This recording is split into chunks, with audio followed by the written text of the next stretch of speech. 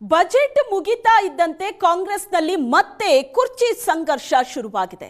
ನಾಡಿನ ಜನ ನಾನಿರಬೇಕು ಅಂತ ಬಯಸಿದ್ದಾರೆ ಅಂತ ಸಿಎಂ ಹೇಳಿದ್ದಾರೆ. ಮೈಸೂರಿನಲ್ಲಿ ಕುರ್ಚಿ ಸಂಘರ್ಷದ ಬಗ್ಗೆ ಸಿದ್ದರಾಮಯ್ಯನವರು ಕೊಟ್ಟಂತ ಹೇಳಿಕೆ ಇದು. ಹೈಕಮಾಂಡ್ ಮುಂದುವರಿಯಿರಿ ಅಂದ್ರೆ ಮುಂದುವರಿತೀವಿ, ಎಲ್ಲವೂ ಹೈಕಮಾಂಡ್ಗೆ ಬಿಟ್ಟ ವಿಚಾರ ಅಂತ ಸಿದ್ದರಾಮಯ್ಯನವರು ಹೇಳಿರೋರು. ಯಾರೋ ಏನೋ ಹೇಳ್ತಾರೆ ಅನ್ನೋದು ಮುಖ್ಯ ಆಗೋದಿಲ್ಲ, ನನಗೆ ಕಾಂಗ್ರೆಸ್ ಹೈಕಮಾಂಡ್ ತೀರ್ಮಾನ ಅಷ್ಟೇ ಮುಖ್ಯ ಆಗತ್ತೆ. ಹೈಕಮಾಂಡ್ ಬಗ್ಗೆ ನನಗೆ ಸಂಪೂರ್ಣ ವಿಶ್ವಾಸ ಇದೆ ಅಂತ ಸಿಎಂ ಹೇಳಿದ್ದಾರೆ. ಅವಕಾಶ ಸಿಕ್ಕರೆ ಇನ್ನೂ 2 ಬಜೆಟ್ ಅನ್ನ ಮಂಡಿಸ್ತೀನಿ ಅಂತ ಸಿದ್ದರಾಮಯ್ಯನವರು ಹೇಳಿಕೆ ಕೊಟ್ಟಿರೋದು. ಬಜೆಟ್ ಮುಗಿತಾ ಇದ್ದಂತೆ ಮತ್ತೆ ಅಧಿಕಾರ ಸಂಘರ್ಷದ ಬಗ್ಗೆ ಚರ್ಚೆ ಬರ್ತಾ ಇದೆ. ಮೈಸೂರಿನಲ್ಲಿ ಕುರ್ಚಿ ಸಂಘರ್ಷದ ಬಗ್ಗೆ ಸಿದ್ದರಾಮಯ್ಯನವರು ಕೊಟ್ಟಂತ ಹೇಳಿಕೆ ಇದು.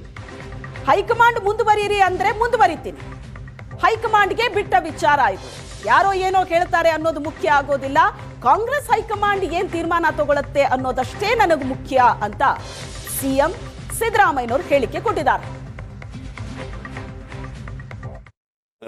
ಈಗ 17ನೇ ಬಜೆಟ್ ಮಂಡಿಸಿರೋದು ಕರ್ನಾಟಕ ರಾಜ್ಯದಲ್ಲಿ ಹೈಯೆಸ್ಟ್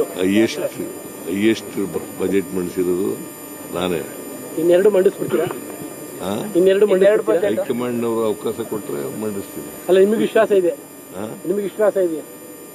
ನನಗೆ ವಿಶ್ವಾಸ ಇದೆ. ಹೈಕಮಾಂಡ್ ಅವರು ಅಂತಿಮವಾಗಿ ಹೈಕಮಾಂಡ್ ಏನ್ ತೀರ್ಮಾನ ಮಾಡ್ತಾರೆ ಅದಕ್ಕೆ ಬದ್ಧನಾಗಿದ್ದೀನಿ ಅಂತ. ಯಾಕಂದ್ರೆ 19 ಬಜೆಟ್ ಅನ್ನೋದು ಇಂಪಾರ್ಟೆಂಟ್. ನಿಮ್ಮ ವಿಷಯ 19 ಬಜೆಟ್ ಮಾಡ್ಬೇಕು ನೀವು ಅಂತ. ರೆಕಾರ್ಡ್ ಮುರಿಯೋದು ಬಹಳ ಇಂಪಾರ್ಟೆಂಟ್ ಅಲ್ಲ.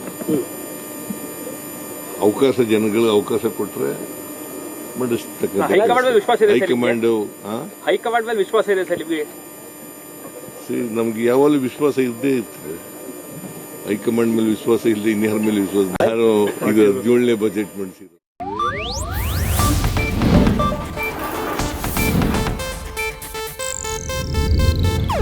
ಇದು ಏಷ್ಯಾನೆಟ್ ನ್ಯೂಸ್ ನೆಟ್ವರ್ಕ್ ಪ್ರಸ್ತುತಿ.